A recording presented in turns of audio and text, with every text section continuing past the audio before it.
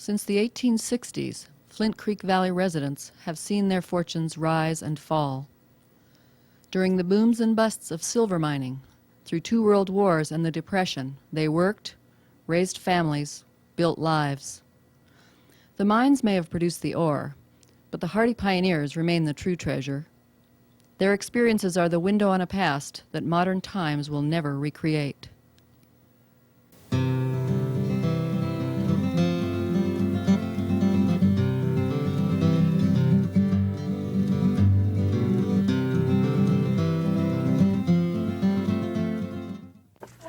She wants to know when you were born and where and where you I was born in 1902, February the 2nd, down there 5 miles down the road.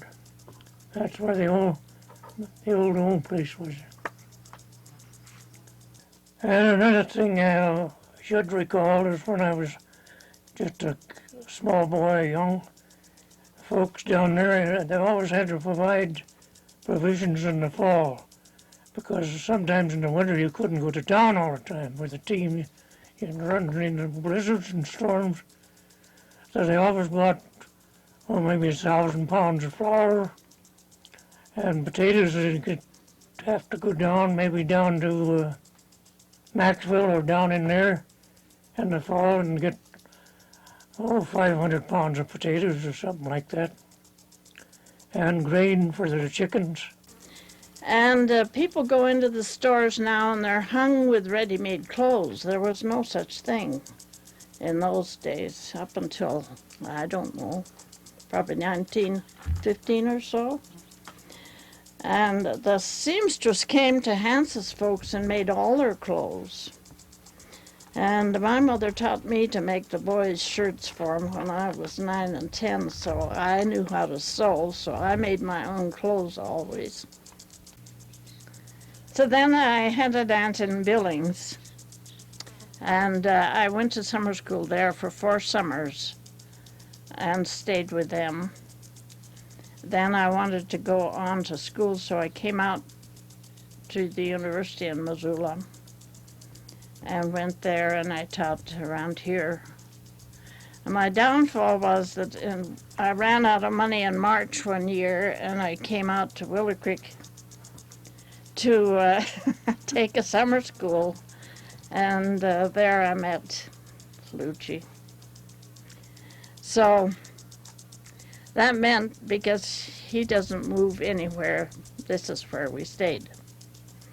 And I must say, we're both pretty satisfied.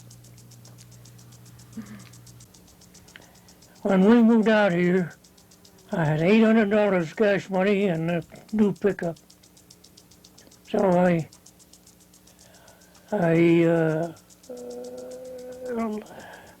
didn't buy this place right. I leased it for a couple of years. But I go out and buy calves or milk cows. I was always bought, I had to have a couple of milk cows.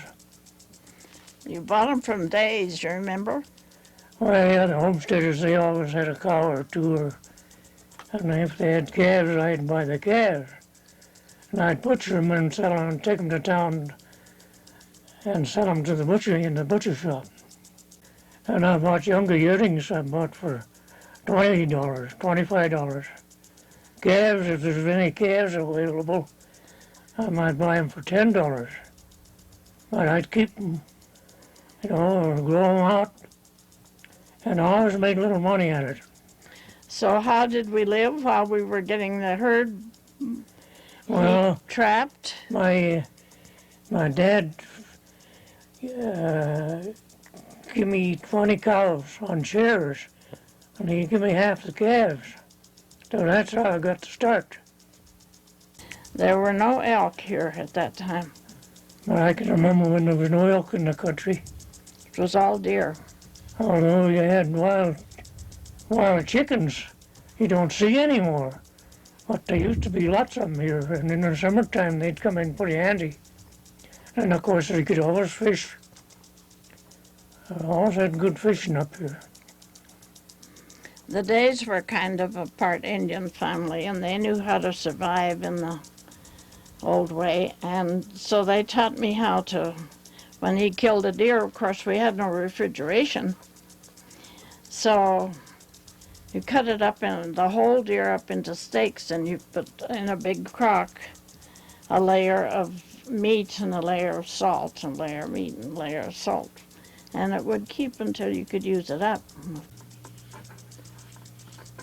We had a phone. It was the Forest Service phone, and it came from the lookout up there on that mountain down to the outside of the house. So if you wanted to talk on the phone, you went on the outside and hollered. And when the phone went out, we knew that the snow had broken the line. So I had to take the horse and go floundering up there and fasten the wire together again. So we had a phone most of the time, but then down the creek they didn't have any phones, or up the creek. So this was where they came to use the phone if they needed it. Because people didn't think they needed phones in those days. That was more or less for that phone system the Forest Service put it in for fire protection. Yeah, we were fire lookouts and called that station up there if we saw smoke. And the boys, it was very lonesome up there, you know, they always just had one up there. And they used to sneak down the hill here and play cards with us in the evening and go back up.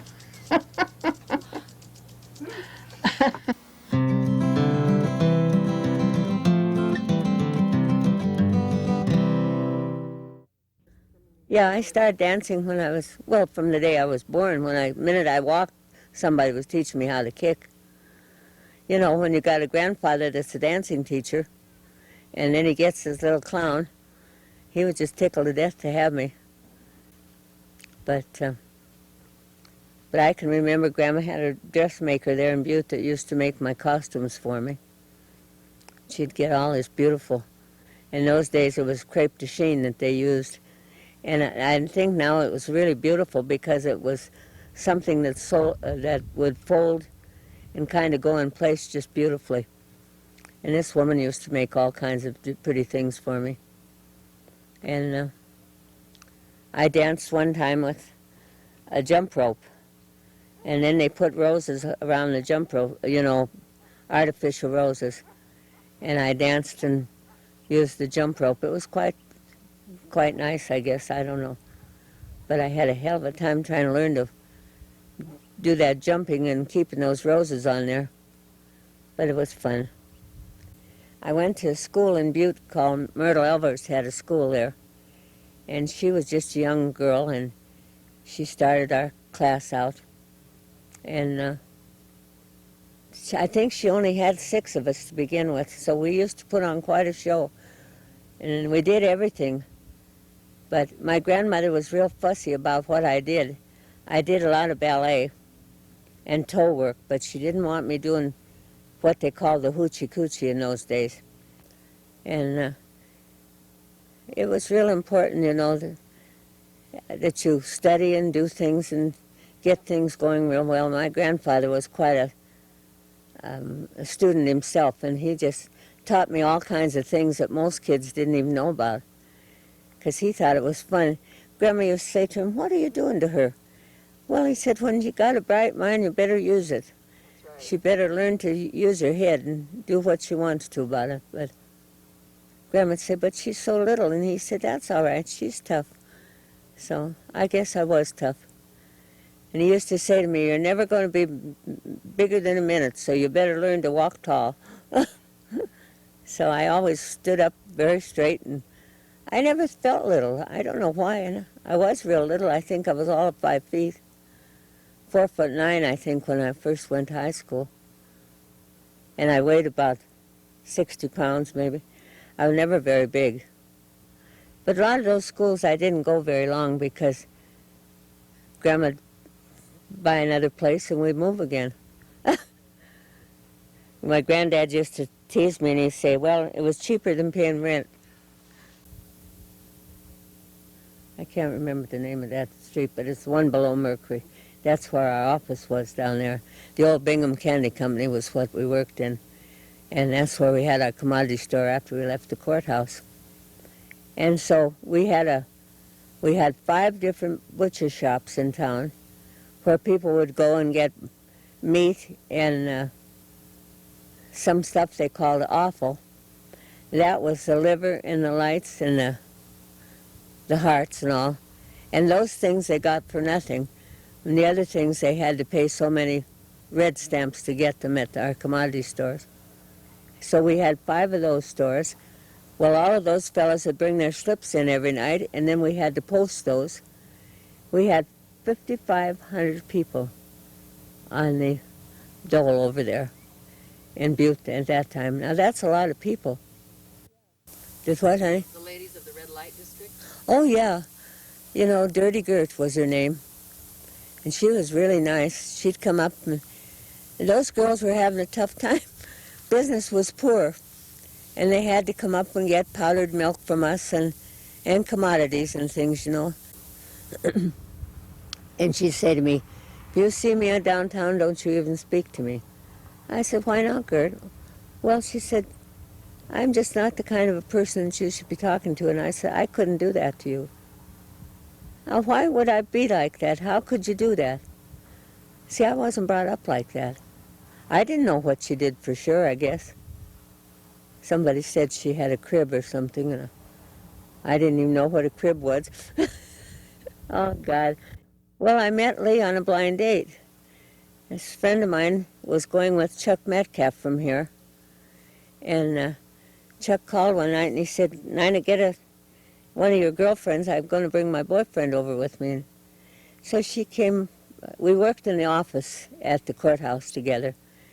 And I said, I don't go on blind dates. I said, I don't want anything to do with those Felsberg boys. All I hear is they're wild, and I don't need that around me. So, and she said, well, Dolly, I can't go unless you go with me. My mother doesn't feel that I'll be safe, you know, without somebody there with you. And I said, well, that's a great deal. I'm going to babysit you and put up with a couple of country bumpkins.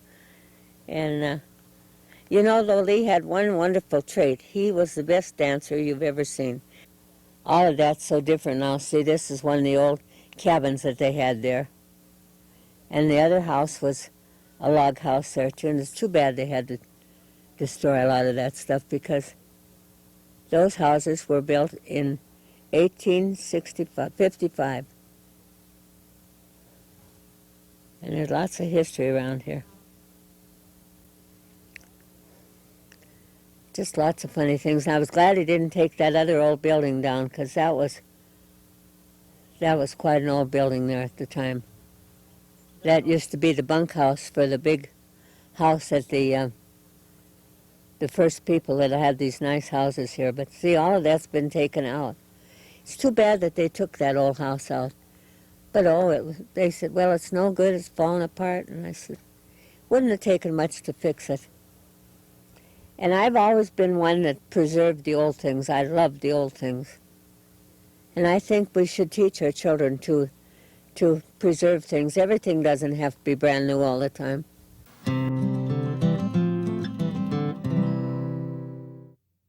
See, my dad was a horse trader, and when I was a baby, I traveled around with him in a covered wagon.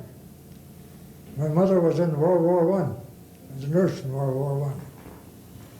And he'd stop at a place. They used to have livery stables in every little town then.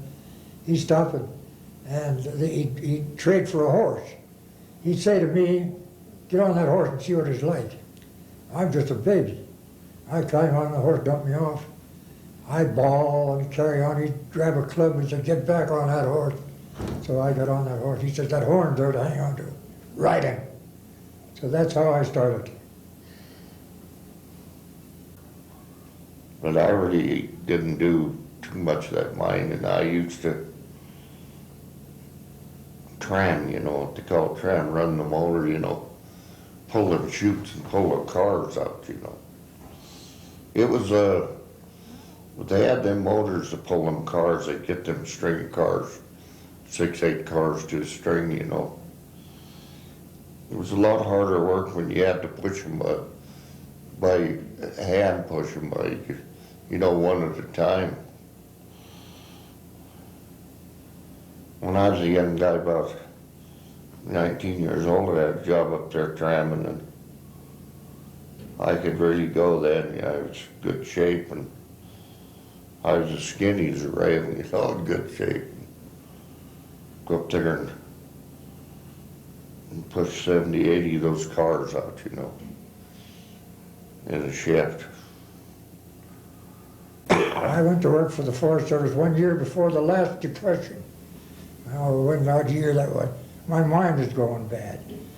I broke and trained all the horses and mules the Forest Service ever owned. I rode a traffic line from Helena to Frenchtown.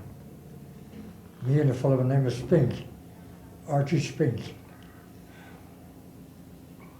What we done, we had a car. I had walked the line for a few miles. He'd leave the car there, then I'd get in the car and go on. He'd walk another few miles, I'd leave the car. That's the way we tried to run the line. In them days, it was big money. Made $1,000 a day. One time, we were on a fire up by Elmville. And there was about 6 or 7 of us up on one end of it, and that damn thing shifted the wind, I guess, and it crowned on us. Great big balls of fire going through the top of those trees, you know. And gee, that was funny. You know, when one of them go through those trees, you could hear a pin drop, you know. It'd take all the oxygen out of the air, you know. Anyway, we laid down there in a little creek, and boy, them balls would go through them trees, and balls of fire, you know, faster than you could run, you know. And I was scared too. too.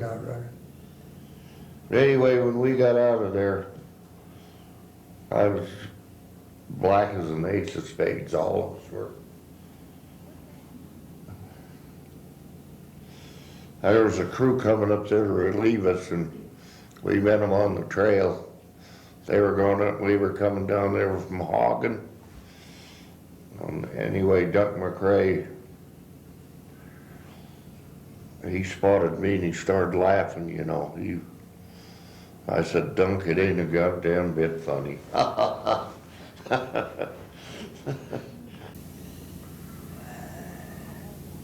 Yeah. And I was deputy sheriff here for a long time. Foot was with one of my partners.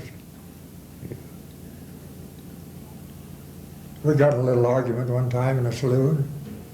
Yeah. Blood knee deep on the floor, that's how much fighting was going on. Wasn't it? Yeah. And I used to have I had a gun. I was going to bring it up here, but I found that my daughter had given it to somebody else. When I was with the Forest Service in the Beirut, I was on the Sleeping Child fire. Well, I had a bunch of news. I could tell you a story about them too, but this one I'll tell you. I had these mules in there, and here come some firefighters. All they are tramps, you know. They're just looking for a dollar. What would you do if we rode your mules out of here? Oh, I says, I don't give a damn, said you. But I said, Shorty might not like it. He said, who in the hell is Shorty? I reached back in the saddle pocket, brought out this pistol, had a hole in it about that big. I took it out of his nose, I said, that's Shorty. Well, they went on about their business. They didn't take the horses. But that Shorty got all over the world, even at the Forest Service, even in Butte, the regional office there. Forest Service, me and Shorty. And then Shorty was quite famous around Phillipsburg too. He raised a few bumps. You know, our generation saw a lot too. We saw the end of the horses, and on the automobile and the airplane and space age, and a person don't realize that, but that's quite a deal, when you've seen all that,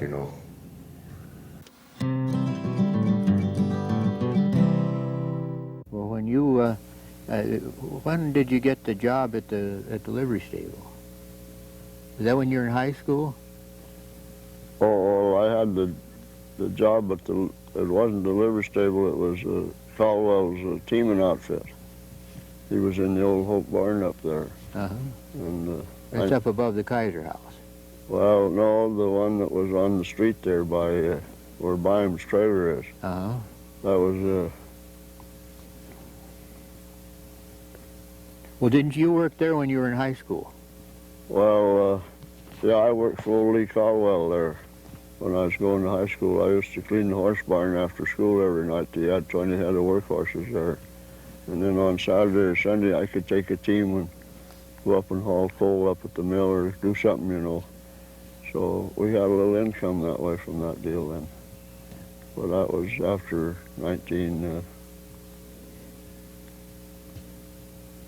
it was in the early 20s there anyway, when that was going on. Well, do you have much recollection of the first war? Were you pretty young to remember anything? Well, I was, let's see, I was 1917, was it? I was 17, 18, long. Well, I remember they got the word back, and then I think all the miners come off a shift, and everybody started celebrating in the streets then, about the war being over. But that morning that war was over, I remember I walked downtown, and the place was full up and down the street. So there was a fellow working in the print shop there. He got a hold of me and Heine Winninghoff, and he went in and he printed some little cards about that square paper. He said, the war is over. He says, go up and down the street and sell them, he says, and pin them on the sign on their back. So we picked up a buck or two that morning. You got a commission on it. Well, yeah, I forget if we sold them for 4 bits or what it was. He gave us both something anyway for doing that, Well, when the armistice was signed on the 11th of November 1918, Prohibition was in effect then, wasn't it? If there was any No, it started after the Prohibition started the next January, I think. Oh, so that they didn't have to drink moonshine when they were celebrating the victory? No, there was 6 saloons on the street, I think, at that time, and they were all busy that day then. Well, then you were still teaming or driving horses when the Depression hit and things tightened down? Well, no, that first Depression after the war there, I was still in school until 24, you see. That was earlier. And I might have worked in the summertime for old Lee after I was a sophomore or junior, I was pretty young. Lee Caldwell used to, if he had to go haul some leases, or he'd take the lead with one team and then I'd follow him with the other team. And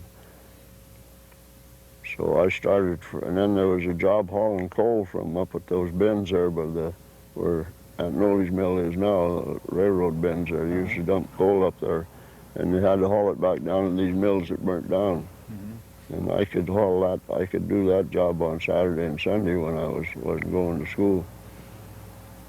You have to go up there and shovel it both ways. Yeah, you had Albert Sutherland had built a box that would hold 3 tons of that stoker coal, and you had to shovel it on up at the bin and then come down to the mill and shovel it off into the bin for the mill. And if you worked at it all day, you'd shovel 24 tons of coal, 3 tons each way, you see, 4 trips. About what were you getting paid for that?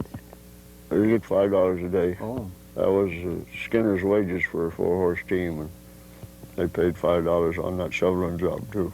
Did you have to give Caldwell part of that for the team, or was that all No, yours? Caldwell had the team deal. He paid me. Oh. He said he had the team leased or rented to the company for hauling. I see. That's the way he was getting paid for hauling the coal, and then he paid the teamster and furnished the team. Do you remember when the tramway was running to Granite? Yeah, I used to ride the Granite on the delivery wagon. Huffman's used to go up once a week or maybe twice a week even to peddle groceries. There was a lot of families in Granite. And I used to ride with them in the summertime.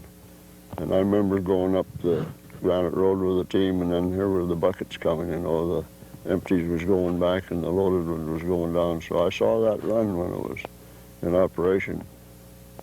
And I couldn't remember just what year that was. If I was 10 years old at that time, old enough to be around like that, I'd have been 1916, you see.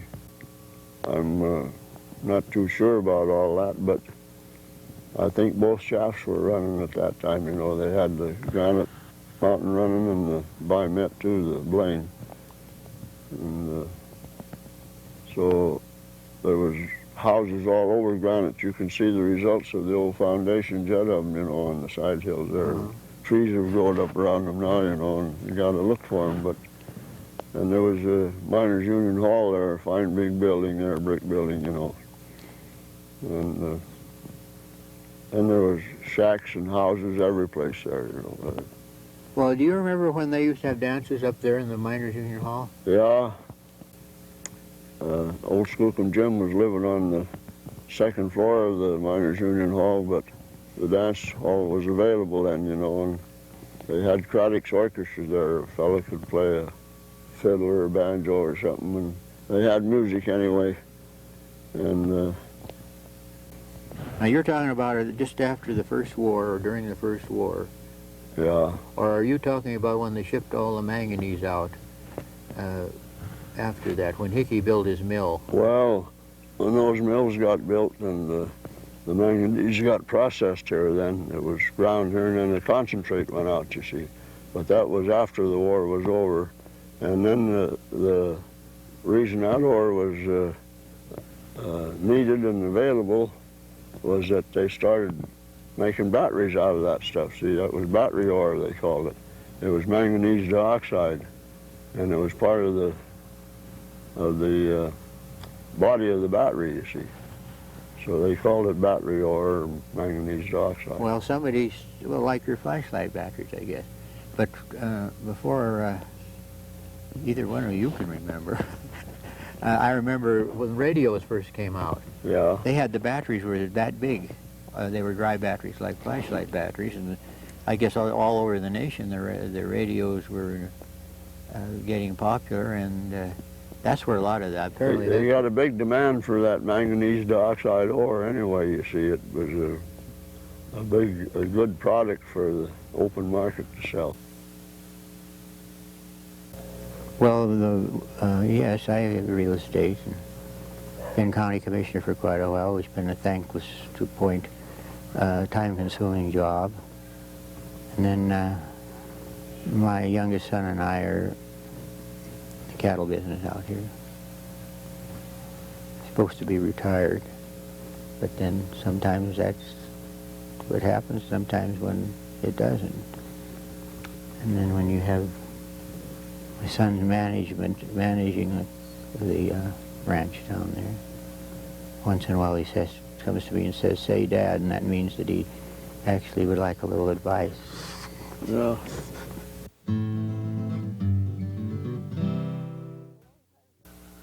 Well, Agnes, I know it's a long time since I met you. I don't know when I met you, when you were young, but I will tell you about myself. Maybe you don't know what I was like. But I was born at Stone Station, 1.5 miles of Stone Station, to Alec White and Catherine Hager White. And I was born on January the 14th, 1902. And anyway, my father was a pioneer. He came here from Ohio with a wagon train in 1842, and my mother, who was born in Germany in 1866, didn't come to the United States until 1866. She's born in whatever. But anyway, she was 6 years old when she came here, and she never met my father until she was 25 years old, and he was 48 years old. But anyway, they were married, and I was about the fourth child they had, I think, if I was born in 1902. And anyway, where were you born at, Agnes? Well, I was born in Lolo, Montana, Lolo, up at the Montana. Bitterroot. Oh, And moved from Lolo to Missoula, Montana, where my dad was a carpenter and a stonemason. oh. And we built a couple of beautiful homes in Missoula, and my dad got the urge to be a farmer, so we sold the homes and moved to Phillipsburg, Montana. What was your maiden name, Agnes? And my maiden name was Sarah Agnes Mayle. Sarah Agnes Mayle. Yes, and we moved to a ranch in south of Phillipsburg, 6 miles south of Phillipsburg, and my mother and us 5 kids ran the ranch. My father commuted to Phillipsburg with the old horse and buggy and worked in building brick buildings in Phillipsburg, which he built many of them. And so all the high school girls went down to see him off. That was early in the morning. The old train left about 7:30 in the morning. It was almost dark. And we were almost with tears to bid these boys goodbye. Yep. And they were off to war. I remember that too, because we had neighbors that had boys that went to war that were good friends of mine. And I know that the train left Phillipsburg at 6 o'clock in the Yes, it was morning. 6 o'clock. And we went to see them off. See him off on the Phillipsburg Flyer. And that's about all I remember of the first one. Well, then we had to correspond with some of the boys. Yes, we had pals. Pals. You know, we were urged to have a pal, you know, to keep them cheered up. We learned to knit those awful washcloths that I don't think that anybody ever used. And they had those sweater things. I didn't knit them, but they knit sweaters too for them. Yeah. But I remember during the war, then my mother always had a lot of men to cook for her, but the flour and the sugar situation was bad. I think that we had to be very careful with sugar. We had it was rationed. Rationed. And the flour, my mother used to make good bread before that, but she had rice flour. I don't know what kind of flours we used to use, or she used to try to bake bread with. One time we went to the dances down at the hall, and we couldn't. The weather was bad, and Mr. Crossman was a section man here at Stone, and he had a speeder, a hand car, and there was about the Mellons and the Pearsons and the Whites all got on that old speeder, and they pumped their way to hall. You know, we'd coast down the hall, but coming back, boy, the boys really had to pump it back up. We stayed there till 3 or 4 o'clock in the morning, and we went to the dances, you know, that way. We went to Drummond sometimes that way on the hand car. Yeah. The cold, we didn't mind. It was cold. We had on coats, and we didn't mind. Well, I think what the kids have nowadays in the line of sports, all the conveniences and all the buses and everything. When we played basketball in high school, we had to take the old train out of Phillipsburg at 6 o'clock in the morning. And we didn't have districts for little schools and mediums. We had to play whatever town we could get to on the train that day. Honestly. And we played in Missoula, we played in Corvallis, we could get there in a day. We played in Butte, we played in Anaconda, and it took us from 6 o'clock in the morning to 7 o'clock at night to get to Anaconda. Well, before I was married, before Emery and I moved down to this ranch, of course that was later on, that was 1927, things began to get pretty modern then. Yeah. But up at the old ranch at the sheep ranch where I was raised, well, it was about the same thing. We carried in wood by the arms full, piled it in, you know, in the house. But we didn't have that many stoves. We had one stove in the bunkhouse, and that's about all. But you had a bigger operation. Oh, we had a big house. We had stoves upstairs, and we had a stove in what we called the parlor in those days. Yeah, they called it the that was a big room off all by itself. You closed the door unless you had company. Then you fired it we up never had a fire. We had a stove in the dining room. We had a stove in 2 bedrooms. And it took them a solid month with 2 4-horse teams to cut enough wood and haul it to get us through the year. And we did that directly hand was over. We went right into the wood business. But then it was a great day when we finally got electricity. Yes, it was. That was one of the highlights. And then to get an electric, electric freezer. We had freezers and... otherwise we kept our our butter out in a hole in the. Did you do that? We had a No. hole in the north side of the house. We Another put it in one a of bucket. our chores to do after it froze. We went to Georgetown Lake, and they cut huge blocks of ice, brought them down to the ranch, and we had what they called ice house. Yes. And they buried them in sawdust. Sawdust. And that ice lasted us all a year. Yes. And then we'd do it all over again. They were good times, but yet they kept us busy.